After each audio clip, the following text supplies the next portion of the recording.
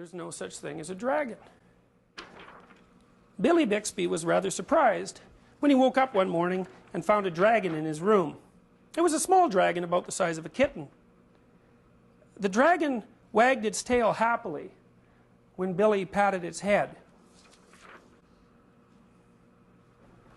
Billy went downstairs to tell his mother. "There's no such thing as a dragon," said Billy's mother, and she said it like she meant it. Billy went back to his room and began to dress. The dragon came close to Billy in a friendly manner and wagged its tail, but Billy didn't pat it. If there's no such thing as something, it's silly to pat it on the head. Billy washed his face and hands and went down to breakfast. The dragon went along. It was bigger now, almost the size of a dog.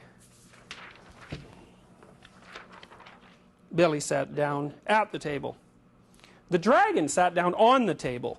This sort of thing was not usually permitted, but there wasn't much Billy's mother could do about it. She'd already said there was no such thing as a dragon. And if there's no such thing, you can't tell it to get down off the table. Mother made some pancakes for Billy,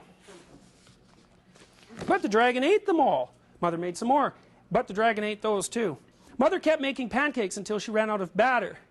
Billy only got one of them, but he said that's all he really wanted anyway. Billy went upstairs to brush his teeth. Mother started clearing the table.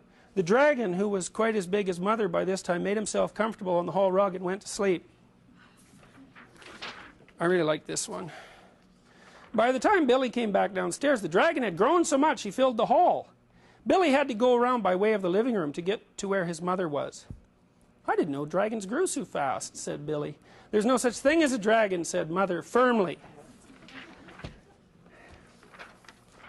Cleaning the downstairs took Mother all morning.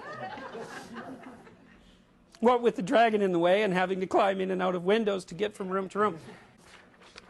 By noon, the dragon filled the house. Its head hung out the front door, its tail hung out the back door, and there wasn't a room in the house that didn't have some part of the dragon in it.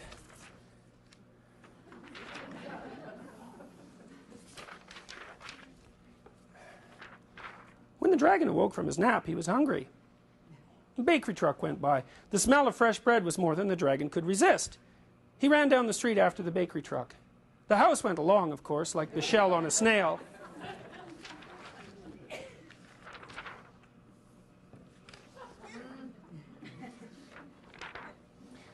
The mailman was just coming up the path with some mail for the Bixbys when their house rushed past him and headed down the street. He chased the Bixbys' house for a few blocks, but he couldn't catch it. When Mr. Bixby came home for lunch, the first thing he noticed was that his house was gone.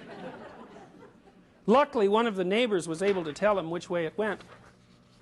Mr. Bixby got in his car and went looking for the house. He studied all the houses as he drove along. Finally, he saw one that looked familiar. Billy and Mrs. Bixby were waving from an upstairs window.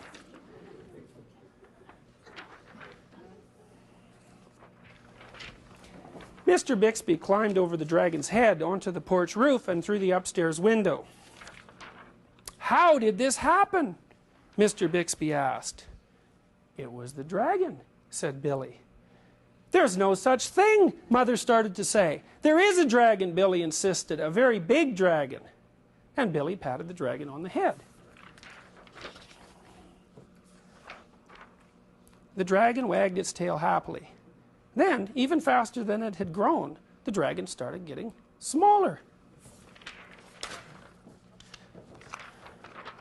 Soon it was kitten size again.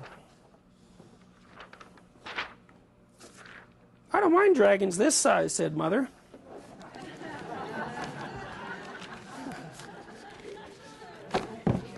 "Why did it have to grow so big?" "I'm not sure," said Billy, "but I think it just wanted to be noticed."